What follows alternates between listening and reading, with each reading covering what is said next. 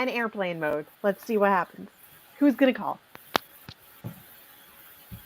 Yeah, I had to talk to, well, we're live. I mean, I got a quick call in with my daughter because that's about as quick of a call as I can get in. I'm like, where are you? And she's like, I'm on my way to study hall. And I'm like, okay, I've got 5 minutes. That's as much time as you got. So we're all good.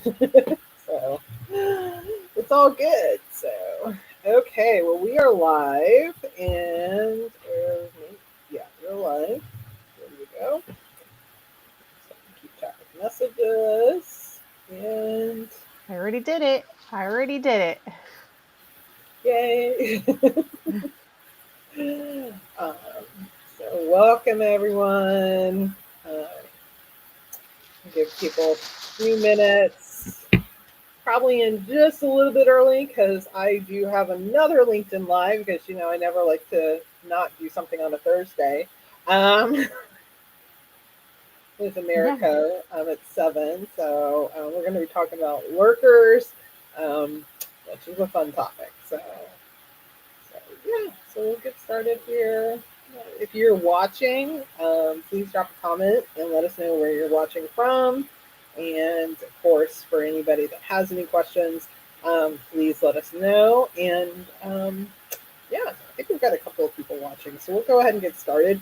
You're going to notice, one of the things I'm going to start saying, you're going to notice a little bit of a change for when we were on Clubhouse and then we were LinkedIn Audio, now doing LinkedIn Lives. We've always called ourselves LinkedIn 101, becoming a LinkedIn rock star. And we're kind of going through some iterations right now. I think we'll probably land on this, a little bit of this title, but we're removing the LinkedIn 101. And not that this isn't, this is still going to be for everybody. It doesn't matter what level you're at. You could be a first timer on LinkedIn. You could be a, even a power user that is, maybe you're struggling. Maybe you just need support. Maybe you want that, just bounce ideas off of other people, whatever the case you are. So you're going to see kind of changing. I think we're going to call it Rocking LinkedIn with the Rockstar Academy. Of course, the Rockstar Academy is the cohort that we built out last year, and we're in the process of evolving that into something brand new, and that's going to be coming forth. So yeah, you're going to see a little bit of a change, a new title, and we're going to just do something fun things. So meantime, for those that are watching, I'm going to have my partner introduce herself, and then I will introduce myself, and then we'll jump right into it. Thanks, Mel. Hey, everyone. So good to be back here. And I can't see you right now in the audience. So if you're here, we would love if you could give a wave emoji or drop your where you're joining us from in the comments. And if you're catching us on Team Replay, we'd love for you to do the same. That way we know where people are tuning in from. I was about to read your comment, Mel, but no, that's Melanie for everybody. Yes, she's just reiterating what I'm saying.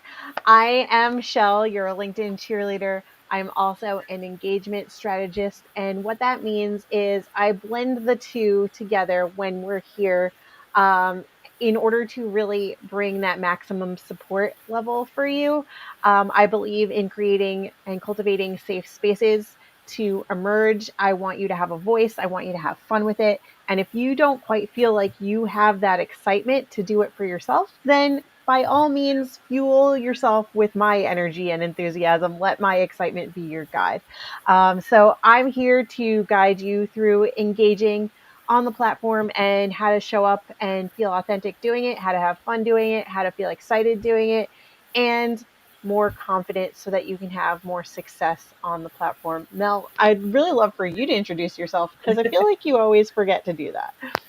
I probably do on some occasions, but for those that don't know who I am, my name is Melanie Wexler. I am a career coach, but also a LinkedIn strategist, and I work with professionals and helping them specifically with LinkedIn, helping them understand how to optimize their profile, but actually how to use this platform in a way so that you can be found, seen, and heard. And I think that it's really important for people to understand, like, my journey with LinkedIn has evolved. It's evolved from the time that I was a recruiter, where I literally I was a worker. I was finding people for jobs. I was messaging them, but I wasn't really building relationships with them.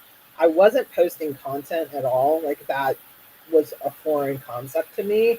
And LinkedIn was very different back then. And LinkedIn has evolved and LinkedIn has changed. And so I find that no matter how often I work with people or how many profiles I can go through on any given day, we're still seeing the same kind of I, I hate calling them mistakes, but we're still seeing the same things kind of repeatedly happen. So tonight, what we're going to do is we're going to be tackling your profile and really kind of talking about what do we think are the 5 most important pieces of your profile. To answer your question, Meryl, no, unfortunately, Roy is not going to be joining us. I think he had an early morning meeting this meeting or today, so unfortunately, he may come in a little bit later. Also see Americo there, and of course, I will be joining Americo at 7 o'clock for his LinkedIn Live. So if you're in the mood for some additional LinkedIn, learning, please join us there as well.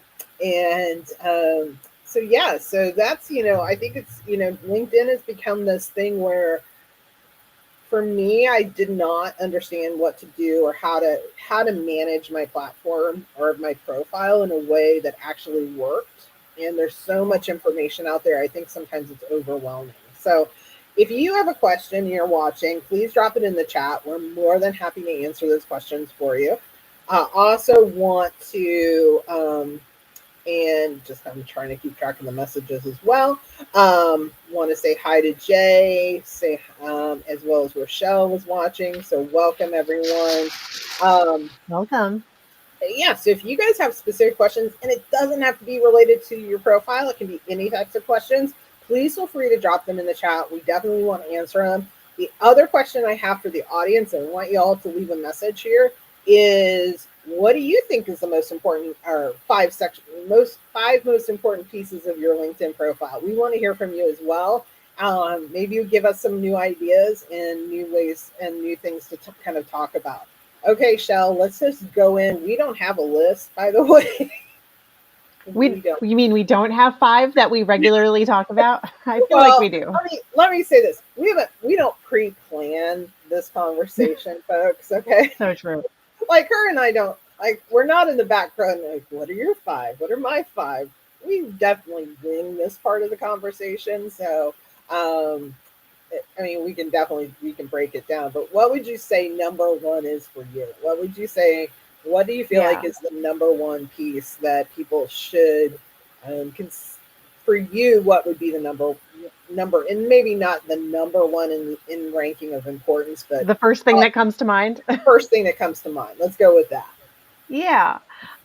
You've heard us talk about this from week to week. One of the things that, and rather than like talk specifically about these 2 profile areas, I want to talk about them collectively as a whole and your profile as a whole. Like one of the things that I think you absolutely need to do for your personal brand, for the story that you want to articulate, for the audience that you want to cultivate and bring in, is to personalize your online presence. And what I mean by that is like, don't just go through the motions of like filling out the different profile sections. Like make them your own. Use your voice married with your audience's voice so that they can start to resonate with like, oh, okay, I relate to this, or like I want that transformation too, or I've been feeling and struggling with that too. She can help me with that. Like start bringing in those personal details of like who you want to be, how you want to be perceived, what you want people to remember about you, how you can help, and what you want your audience to do next. And we often talk about that through the lens and we go down the rabbit hole quite often, and we talk over and over again about the profile picture and the banner, but it's really like overarching, like how can you personalize your experience here and the experience that people get when they land on your profile. So that's like the biggest thing for me is the personalization aspect of it, and it goes so much further than that banner image and the profile picture. That's often just the thing that we latch onto as the starting point for the conversation. So that's why I want to talk about it through like an overarching lens. I totally support that. Now, Andrew actually had a comment in the the comments, you can imagine it equates to a resume. And obviously, as a career coach, and you understand this as well, that you've worked with people and having taken information from their resumes. And I would say this is a big misconception. And I know this isn't necessarily Yeah. quote unquote one of the five, but it's definitely something I think is really important. It goes to that personalization factor that a lot of people are under that perception. And I think this was something that was probably when LinkedIn first started, was part of that, um, was part of that, kind of like, oh, this is your online, resume.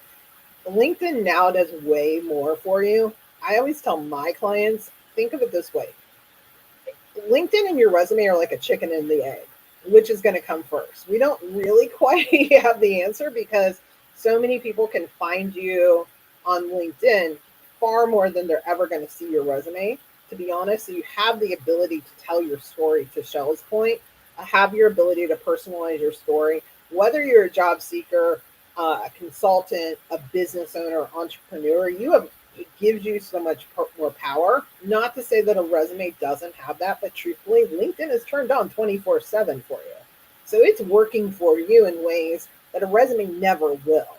It just simply it just simply has that much power. So it is your ability to dive deeper into more of a personal brand, because in a resume, whether it's 1 or 2 pages, we just don't have the space to give it all of everything that we do on a LinkedIn profile. And Yeah. yes, And I would add that, like, your resume and your LinkedIn should go hand in hand. What they should support and be consistent with each other. But LinkedIn really is the space where you can take what's on your resume and add more nuance, more detail. You can show your work, not just tell about it. Like, you can show the proof. Like, if on your resume it says I 10x this, or whatever the milestone or achievement is, like, on LinkedIn you can literally show your process for doing that, or like you can show the win, like from the beginning to the end, like do a case study. There's so many ways to add more credibility to what you're already trying to sell for yourself, or sell of yourself, on your LinkedIn profile, and in the way that you show up and tell your story and your experiences and you share your expertise. So I do think that they go hand in hand to support each other. They should be consistent, but like, LinkedIn is your resume on steroids. It's amplified. It's more pieces of you that you people just wouldn't get just by having your resume in their hand. absolutely. And it has ability to, what I would also say, take from a visual standpoint, we respond differently to different visual images. And I know Jay had a comment about images with posts, and we'll talk about posts and content, because I think there's power in that as well.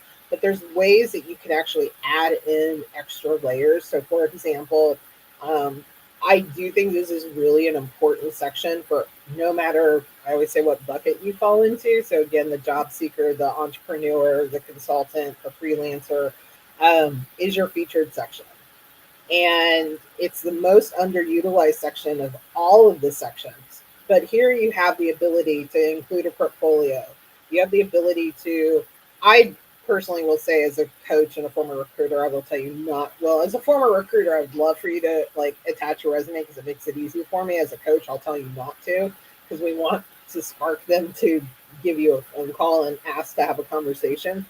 That's for another LinkedIn live. So, but your featured section has the ability to get them to the next stage of like connecting with you with a phone call, if you're, or your website, anything. And it also visually, you can start to create visual, like, um, have the ability to add those images. It also has the ability, if you have premium, to be able to attach, or business premium, I should say, because it's very specific on this one, to attach a recommendation. But I will say you can create that by doing a screenshot of a recommendation in Canva and then creating a file with it. So you can still capture it by moving those recommendations up higher.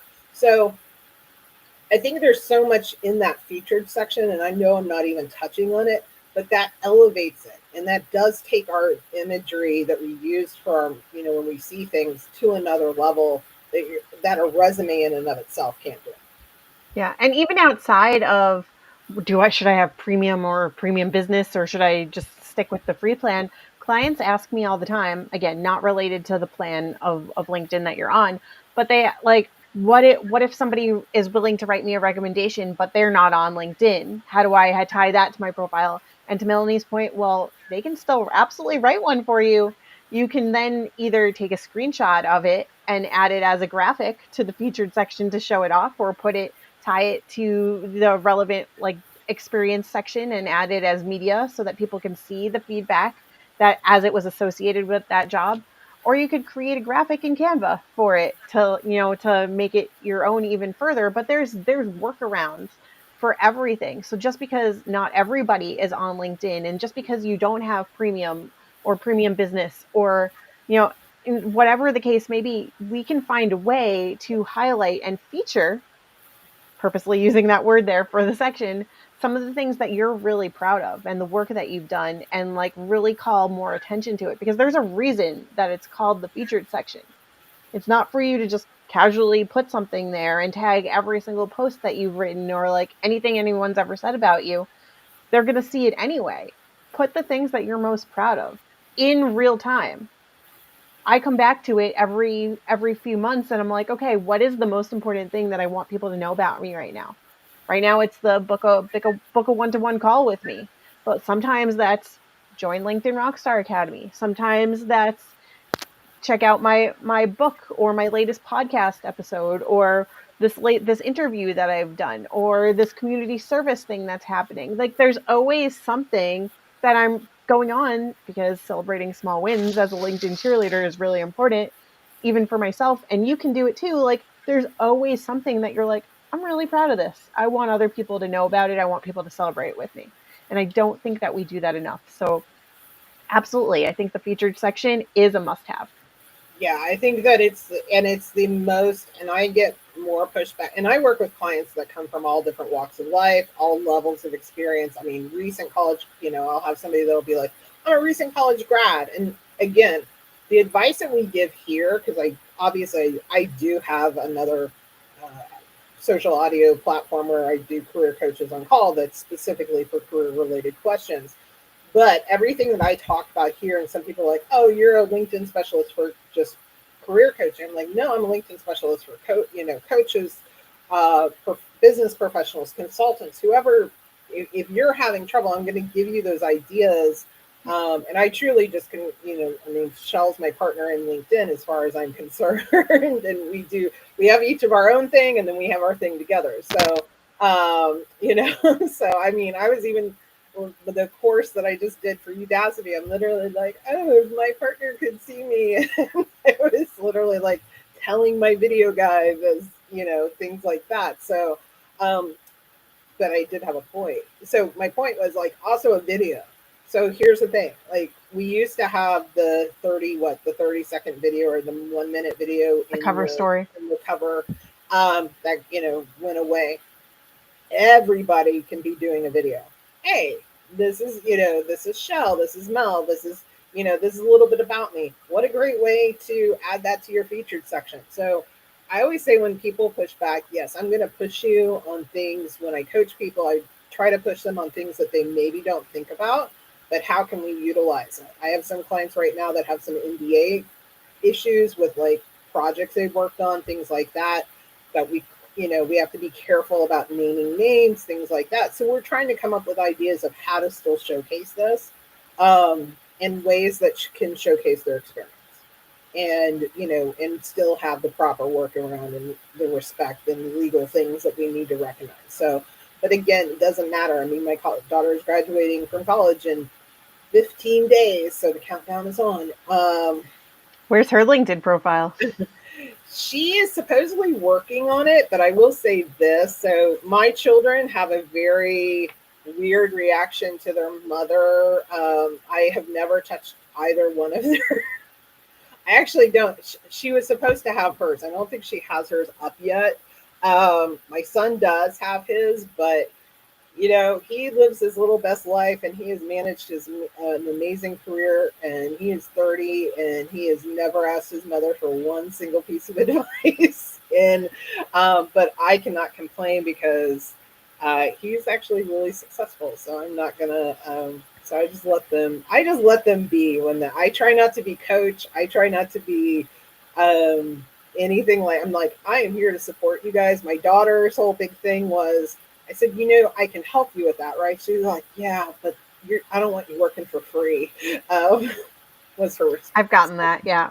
And I'm like, you're my kid, but you know, that's a whole other thing. But I will say that she already is going off to grad school. She has a full ride to the University of Louisville grad school for the next 6 years. They're paying for both. I'll just share this news now, but they are paying for. She's on a fast track for a PhD program. Basically, they told her that she was too, which by the way we were like, what? Basically, she was too smart for their master's program, so they're fast tracking her on a PhD program, 2 years, and so basically it's a 6 year program, but they're paying for all 6 years. So yeah, so I'm not too worried right now about her. So Just curious. Yeah. yeah, I'm good with where she's at right now in the world. Yeah. But I was like worried. I was like for her roommate. I was like, do I need to do her LinkedIn? But she's gotten a job actually already as well. So I will say props to Western New England University.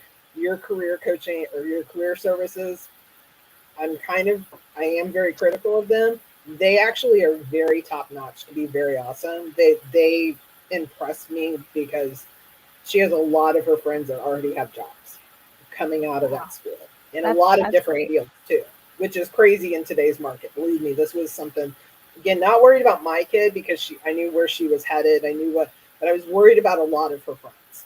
And I have to say, props to Western New England University for that. So, but I Okay. can get off So really. we've talked about the personalization. We talked about the featured section. We've talked about how your LinkedIn should amplify and support and be consistent with your resume. What other features are coming to mind for you, Mel? I'm going to jump all the way to the bottom, and this is going to be a. Some people are going to tell me this is a little bit of might say this is a little bit of a weird one, but follow me with it. I'm going to go to the skill section, and here's why. So I've always had a love hate with this section, to be very honest with you. Like I was always Tell us.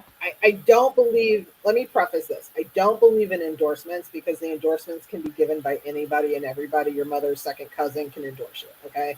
Your mother's Rest second in peace. cousin. Got it. Yeah. If you like truly though, to be honest, like if, so my mother was always my biggest, like I could post something on Facebook and she would be the first one to comment. If I'd given her the opportunity, she would have endorsed me for everything. She didn't care. If she had met you, Shell, she'd endorse you for everything. Like she just would be, she's a good girl. She's a nice girl. Like, so my mother is the reason I don't believe in endorse Sorry, because mom. they don't necessarily, yeah, sorry. But they don't carry the same weight that recommendations do. But here's why I think skills are important. LinkedIn has changed how they're doing the investment in the skill section. They went from 50 to 100, which is still, I feel like, a lot. I feel like 75 was a good number, but okay, you gave us 100, thank you. What we've also seen is the flip side, and this is more on the career side, is for job postings, the ability to see specifically the top 10 skills companies are listing, and you can see do you have which skills you have, and you can automatically add them to your profile from a job Yeah. posting. There's a special way to do that. I can give you more of the info on how to do it. Because it looks like a gray box. And honestly, if you go to a job posting, you see the skills, it's a gray box that'll say 2 out of the 10 skills or whatever. It's reading your profile to see what skills. You can actually click on that box. A lot of people don't know that because it doesn't look like a box you can click. And from there, you can actually add the skills automatically to your profile. So that tells me LinkedIn's putting a lot of emphasis on skills. Why are skills important? Well, if I want to hire Shell and I type in, we'll just say LinkedIn training, I want everybody, I want to see who are LinkedIn trainers or somebody that has LinkedIn training. You, as just the regular everyday person, not a hiring person, this could be your customer that's looking for you. This could be, your ideal client. It could be another company that wants to hire you. They're going to type in those keywords, and that's also going to help how you come up in searches. So you can do Boolean searches. So LinkedIn trainer, I'm just use Shell here, like health and wellness. So I want those specific skills. You can do that, but that's also how your clients, that's how hiring managers, recruiters, that's how people are finding you. So I think the skills have, in the course of me becoming a coach to today, I put far more emphasis on that investment in the skills. And I see people with like 26, 13. I've been doing LinkedIn profiles for clients. You can tell I've been deep in that. And I'm like, no, we got to have higher skills. I was never one to say having skills for the sake of skills. But if it's a specific skill you have, I'm not saying communication. I'm not saying,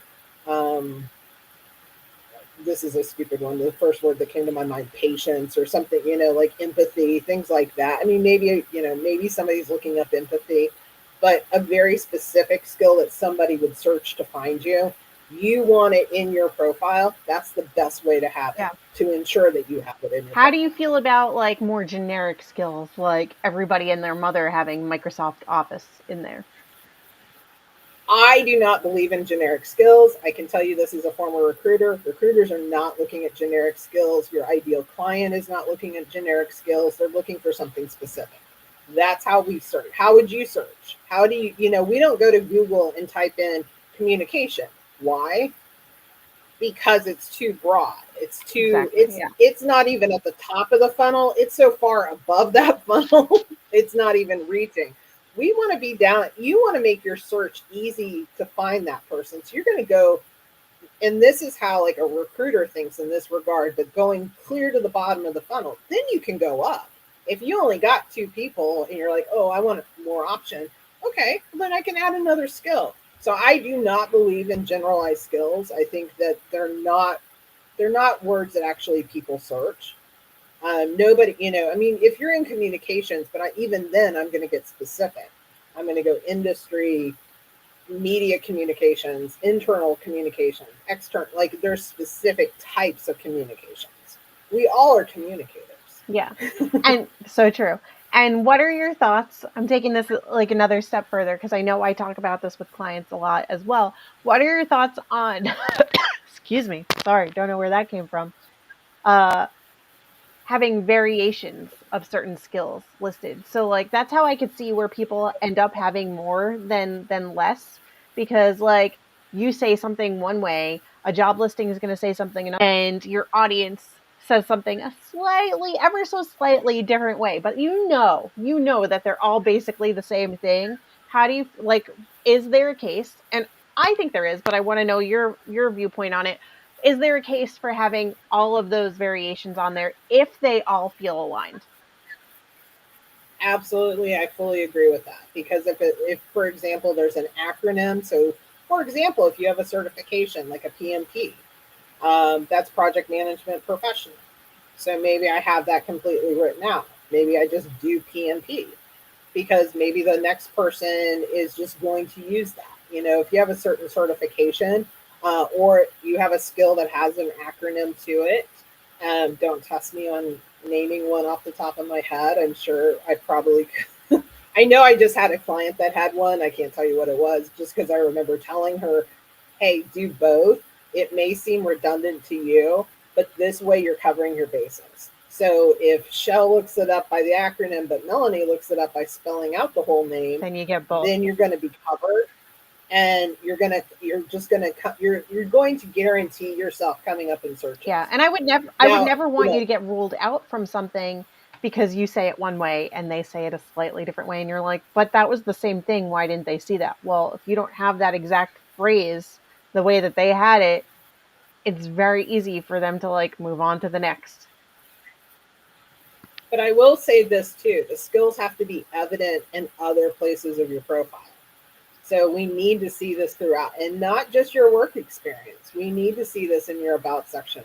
Maybe we see the certification acronyms in your headline, maybe even after your name in some cases. So we need to see it in other places. I always say, and I probably haven't said this in a while, that for me, your LinkedIn profile, every section of your profile is a puzzle piece. It should stand on its own in terms of serving its purpose. Yeah. But when I put it together, it should be a cohesive brand. It should be a cohesive message that makes sense. And that's what I want to see. Yeah. And another feature that I will connect the dots to this is like the recommendation section lives right below the skill section on purpose. Like they support each other. Skills, searchable, very highly searchable. Recommendations, social proof and credibility that you actually know how to do that thing. So even if recommendations themselves are not keyword searchable, when you're asking people to write recommendations for you, make sure to touch on some of those, not all of them, because who's going to list like, hey, can you talk about all 75 of these skills that I have on my profile, please? No, nobody's got time for that. But be really intentional with the ask and say, hey, would you mind speaking about X, Y, and Z? You've seen me in this capacity. And that way it piggybacks and like supports those same things that you want to be known and found for. Here's the other thing too. You can reorder your skills. So you can actually, if there's like, so you have 5 top skills that can, and this is also the investment in skills, by the way.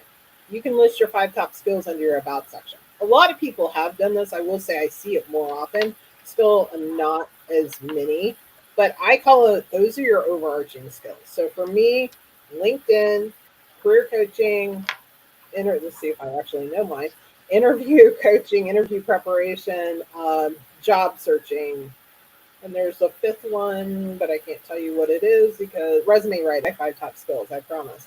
I hope those so. are my those are my 5 key areas. That's what I tell clients. Those are my specialties. Okay, that is what, if you hire me, you're going to hire me in one of those buckets. That's at the top of your profile. That's under your about section. So that automatically should tell you LinkedIn sees the value of those skills. And when they started making those changes, they also started making a change of now you can add skills to each of your work experiences.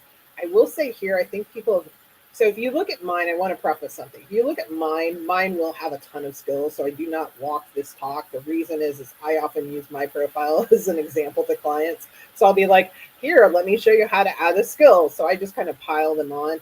I actually think for each job, you should treat it like the top 5. What were the top 5 things? Because it gets too big. Nobody's looking at those. But if it's 5, I can capture it visually. What were the top 5 skills for that position? So again, you see LinkedIn investing in a certain area, talking about skills from your about section to work experience down to the skills. That indicates it's an important section for the profile overall. And to your point, Shelle, real quickly on the recommendations, guess what? People are curious. So if I'm down there in the skills section, you can reorder them to show your top. It used to be top 3, now it's top 2. But you can also reorder your recommendations as well. If you have a really strong recommendation, but it's older, move it to the top. Make sure people see that. But it's right there, so it's really easy for me to go, oh, hey, what does that person say about her? Oh, okay, because it's right there. So they catch your eye together, basically. I do think recommendations should be higher, to be very honest with you, but, LinkedIn's not asking. So LinkedIn hasn't asked. But unless they're listening, just FYI, move it to the top. That would be cool. Just saying. But yeah, so for me, I really push the skills section. I do want to, Jay made a comment about events can be a great way to be found, seen, and heard. However, the process should be easier to follow, whether it's video or audio. And so, yeah, I'd like to kind of, events are a great way, but there is a learning curve with it. And, LinkedIn audio, unfortunately, was very different in how to set that up versus how to do what you see right here. So there's a whole other, we have what we call the studio. There's actually more features that we could do here that I haven't gotten into, but going to be able to do so. Um, and oh, maybe you can't reorder your recommendations. Maybe I just made that up. I think you can though. I, I will. Shell's asking me a question so what I behind told the her scenes, behind the and scenes Melanie is got like, wait, distracted. you can. I as soon as she said you can reorder your recommendations, I was like, I don't think I knew that, and I went and I just checked it out on my own profile. Now, take this with a grain of salt, folks, because as you know, I'm often late to a lot of the rollouts, and I don't always have the same things that other people have on their profile. LinkedIn, I don't know why you're dragging your feet on this. I feel like I need to get things sooner than later so I can test them and help more people. But that being said, like I went and I don't have the ability to reorder my recommendations like I do in other sections of the profile. So maybe you do have it and I just don't. But I'm curious about other people. No, I just made that up. Ignore me. I just I made don't that want to up call you out for for like some reason. misinformation. I just want to know what No, things no, are it's true. good. And we know there's a history of me not having the same things that you do. Thinking I misspoke in this. So one thing you can do is you can turn on and off your recommendations. Yeah, for sure. So not that. So maybe if you had an older recommendation though that was like really powerful, maybe having that one off or going. This is okay. This is be a good. This is why, because I actually had a recommendation. This is why I thought you could do it. I had a recommendation that I had profile from one of my best clients, and I did not realize it until the other day because I was working with a client showing her how to do things via my profile, which is I like some days I feel like my profile has just become a test profile. And I was like, oh my gosh, I don't have Mary Lou's her recommendation turned on. What the heck? Or it was, I think it was hers. So I turned it on, and I think that was where I was going with that. But that's also a thing. Like if you got older ones, but you have newer, you can actually kind of turn those off. You can. This is a perfect example of why we need to be active in our profiles. Maybe not daily per se, but active enough to know because there's a lot of changes too. And Chelle and I just commented on a post from Tony Restel. I tagged her on it about like how, and we both see this all the time. She'll work with a client and go, hey, do you see this? And I'll be like, no, I don't see it that way. I don't know how to do it that way. I'll look at something and how do you do this? Like, I'm not seeing this. So oftentimes you may see your profile differently than what I see on my profile. And some of it's because of changes in rollouts, finding that some of it is because of different plans that people may be on, other countries. Like, there's a lot of variables that happen in this. And so that's the other thing, too, that I think is that was an interesting conversation because it's like all these changes are constantly happening. And how do you keep up with them? Well, you come to rooms like this and we'll walk you through it. And Yeah. we're The constantly playing with the it. other thing about recommendations too is like, and we talk about this often through the lens of like we're always evolving and changing just like the platform is, just like LinkedIn is. And so like the you that you were 2, 3, 10 years ago is not the same you that you are today. You do a lot of the same things the same way or similarly. You have more expertise, you have more experience, you have more knowledge, but your goals may be different. And so like speaking specifically about the recommendation section, you may have older recommendations on your profile that like are no longer how you want to show up and represent yourself. They may still be great recommendations, don't get me wrong, but if you're doing something different or you're going in a slightly different direction, it may not be worth it to have that one visible on your profile. If I speak specifically for my own recommendations, and you can apply this to other sections of your profile as well. If I speak directly to my own recommendations, I have 46, something like that, recommendations that people have given me over the last 5 years or more. I don't even know how far they go back. I don't have even I think I have maybe like half of them turned on, because who I was back in 2019, 2020, and even before then, or even in the last 2, 3 years, I have changed the way that I show up and support people. Now, the core of my being is still the same. I'm still very like supportive and encouraging, and I probably should have been calling myself the LinkedIn cheerleader back then. But like the quality of recommendation is different because I'm doing different things. I'm working with different people. I'm helping them with different nuances and things, and the newer recommendations are going to speak more to that and support what I want to be known for right now. They no longer support the things that I want to be known for now, because they support the things that I was previously doing. So any of the ones that, and again, speaking directly to myself, and you can apply this to yourself, any of the ones that are from my previous career as a graphic designer, or as somebody who helped with like signage and graphics for props and like movie sets, like those aren't going to be relevant here. Now you could tie those things in maybe to how I operate when it comes to helping people brand themselves and highlight the things, but the recommendations aren't really going to speak to that from 10 years ago. The recommendations now are going to speak to that. So keep that in mind when you're going through and revamping things, is like, is the information that is being shown here, does it support my current goals?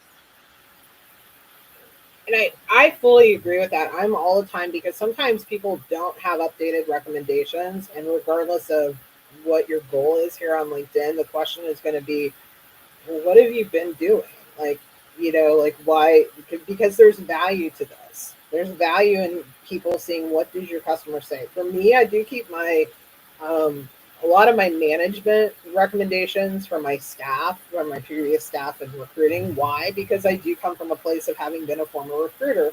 I want people to understand what my background is, how I was, like there's value in terms of like the recruiting knowledge that I imparted on my team, and where that helps me coach today as a coach, and teaching people how to recruiters look at resume or LinkedIn profiles and resumes and whatnot. So I do, but they are pushed down though. I mean, they're pushed down from where my current recommendations are. Yeah. So I And definitely feel, I want to add one more thing, if I can, about the recommendations. I see a lot of people that don't have any recommendations, or they don't have any that are recent. And by yeah, recent, I mean within the last few months, maybe even up to a year. Now, I get this question all the time. Well, what if the person that I know would write me one, we worked together a few years ago? Like, it's not work that they've seen me do recently.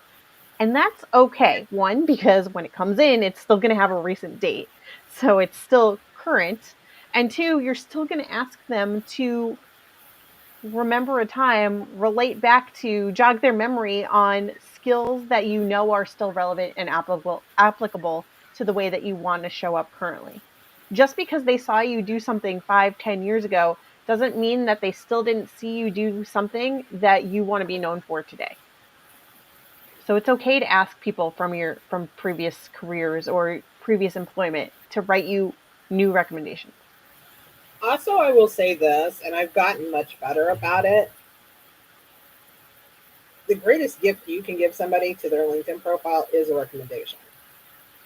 Like that is such a great kind gift. So I have a friend, she is seeking employment. She's moving from Baltimore down to Tennessee, looking for a new job. I wouldn't even call me her coach. Like I give her advice, but we work together in a volunteer setting. That's actually how we met. We met over 10 years ago. We've been friends, and I gave her a recommendation recently. In all transparency, helped her update her resume. I don't consider her quote unquote a client or anything like that. She's truly a friend, but I do know I've experienced her in a setting that allowed me to witness like what is her attention to detail. How does she's very thoughtful. Like it's more than just like, oh, you're my friend kind of recommendation. I also just gave a recommendation to the guy that was the studio producer for my courses with Udacity, who was incredibly kind. I mean that uh, shout out to Connor, has the patience of a saint, and and for somebody that had no clue what she was getting herself into, and having never read off of teleprompter in other than off of her phone, the teleprompter app. I was very scared. I was very nervous. I kept apologizing every time I made a mistake. By the end of it, I wasn't, I was like, oh man, like almost And had now it. you're a pro. Now I'm a pro. Now I'm like, yeah, I can do that. But it's funny, like he made it though really comfortable for me. He also indulged me in like my love of coffee and making sure I had coffee. But but he made it very easy for me, and for that I appreciated it. And he's like, I'm so surprised you gave me a recommendation. And I'm like, every single person that walks into your studio should be doing that. Truthfully, I Yeah. feel that way. I'm literally like, like he is somebody that's like they should be doing that for you. So if you're in that situation, think about that person that you can give a recommendation to. And you can. I'm not asking this for myself. You don't even have to do it for Shell, but like I'm going to use Shell as an example because that's awkward. And it'd be more awkward to say, "Give me a recommendation." No, but literally, like these are the types of things. Like, hey, I've watched Shell give advice and lead, and I've implemented 3 or 4 of her steps, and this is what happened. And I've learned from her teachings. Like you can do that. So I really encourage. Also, big believer on giving. When you give, you receive. So recommendations overall just have a lot of power. And I know we ended up talking about but I think what you've probably gained from tonight's session is this. We didn't talk about the most obvious pieces that you often hear us talk about when it comes to your LinkedIn profile. Like we really We didn't did. dwell on the banner and the headline today. Well, on the banner and the headline, we made our way all the way down to the bottom, folks. We didn't talk about the about section. We didn't talk about any of that. Talked about Well, these you other. did. You did in Well, we terms did. of like telling people to tag their Yeah, top 5 skills to the about section. So we, in a roundabout way, we we did got touch we on it. got back up there, and then we came back down, and then we went over here. But that I think if you walk away with anything, what I personally, we're going to wrap up a little early just because I do have another LinkedIn live that starts at 7 o'clock. So I just want to make sure I've got a little time in between. But Don't that worry, also, America, she won't be late. I'm not going to be late. I'm going to be on time. And so, um, but I think it's a good reminder of like, have you checked those sections out recently? What does those sections say about you? So that's what my parting thought for tonight is going to be. So I'm going to ask Shell to kind of wrap us up. Yeah. Well, Final thoughts. as Melanie's screen seems to be freezing a little bit, this is a good time for Oh, me to yeah, you're here. I'm like, To round out the room for the evening. As always, we really appreciate you being here. And staying and asking your questions and dropping your thoughtful comments into the chat. If you want to let us know when the last time you updated your profile, or if you want to come back and let us know next week what parts of your profile you went back in and updated or took a look at or are considering. Let us know that as well. We'd love to hear from you. We always like to support you in return. We know you come here every week to support us, and again, we're so grateful that you do. Please make sure that you go back to the event page, you look around this chat, and see if there's anybody else worth having a conversation and making a connection with. You're all here for the same reason of becoming a LinkedIn rock star, and we're really excited that you want to be part of that. So we'll be back next week, same bat time, new LinkedIn yeah. event page, so same bat channel adjacent. Yes, David, definitely make sure to click and watch the replay. Let us know your thoughts on it. We'd love to hear from you all. And if you feel like you want to connect, please make sure to reach out to us because we'd love to connect with you. So thank you all for being here this evening, and we'll see you again next week. Thank you guys. Let us know too if there's any particular topics you want us to tackle in the coming weeks. And stay tuned because we've got some things up our sleeve that we are going to be rolling out. So just pay attention, You and that I we don't will have see any you today. guys. I have, yeah, I actually do have sleeves today. So normally I've got something I've somewhere. got, I got we've got a few surprises up our little sleeve there. I don't know another analogy for that. I've got in our hat. I don't know. But anyways, we'll work on it. But stay tuned.